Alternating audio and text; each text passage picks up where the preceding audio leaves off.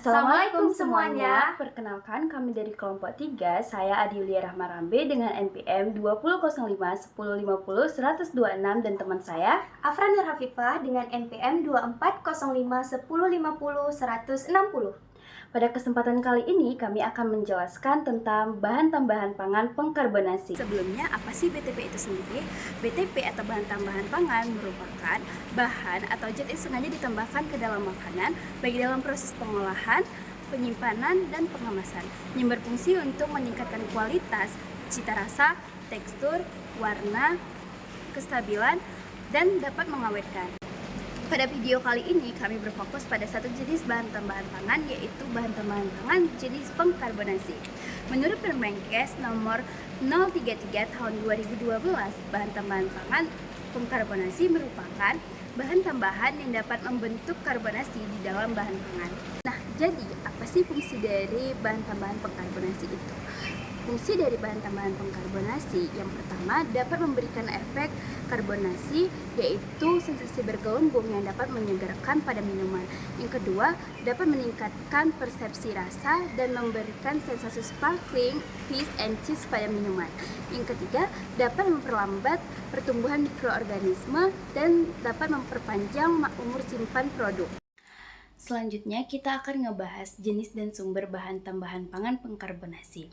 Menurut regulasi BPOM nomor 11 tahun 2019, satu-satunya pengkarbonasi yang dapat dijadikan bahan tambahan pangan yaitu karbon dioksida. Nah, sumber karbon dioksida yang dapat digunakan untuk menjadi bahan tambahan pangan pengkarbonasi yaitu karbon dioksida yang dapat diperoleh dari proses fermentasi dan combustion natural fossils yang nantinya akan dimurnikan melalui proses kompresi, penyaringan, dan kondensasi. Selanjutnya, kita masuk ke karakteristik bahan tambahan pangan pengkarbonasi.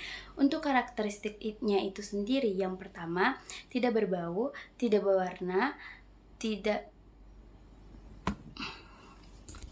kita masuk ke karakteristik bahan tambahan pangan pengkarbonasi.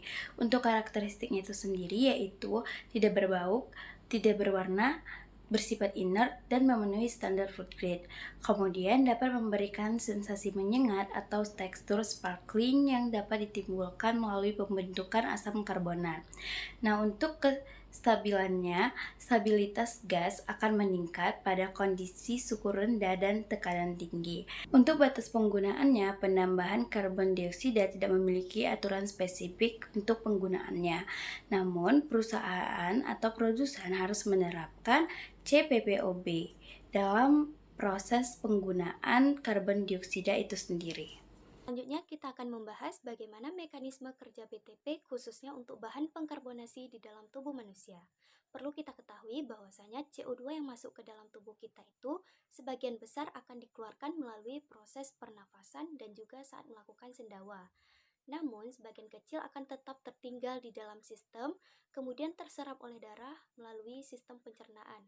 Saat berada di lambung, gas HCO3 yang terdapat pada CO2 akan meningkatkan intensitas keasaman lambung secara temporer. Namun, sistem buffer yang bekerja untuk tubuh kita akan menjadi pH regulator yang kembali menetralkan asam lambung tersebut. Gejala dan akibat yang ditimbulkan apabila terlalu banyak mengkonsumsi bahan pengkarbonasi adalah masalah pencernaan seperti mual, muntah, kembung, dan dispepsia, menipisnya enamel gigi, dan terjadi pembengkakan gusi atau gingivitis, terjadi kerapuhan tulang dan menurunnya ekskresi ginjal, kemudian juga dapat menyebabkan diabetes dan obesitas.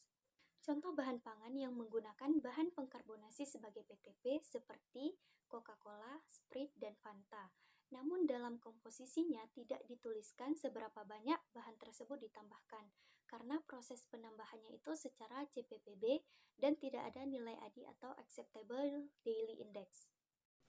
Kontroversi penggunaan gas karbon dioksida dalam minuman berkarbonasi berfokus pada adanya kemungkinan untuk timbulnya zat berbahaya seperti zat PFAS yang dikenal sebagai forever chemical yang akhirnya dapat membahayakan kesehatan manusia. Selain itu juga terdapat perbedaan standar antara gas food grade dan gas industrial grade, di mana penggunaan gas industrial grade dengan kemurnian di bawah 99,8% mampu memungkinkan gas tersebut mengandung unsur lain seperti benzena yang kemudian dapat membahayakan kesehatan manusia pula. Namun penggunaan gas ini itu masih sering dilakukan karena biayanya itu lebih murah.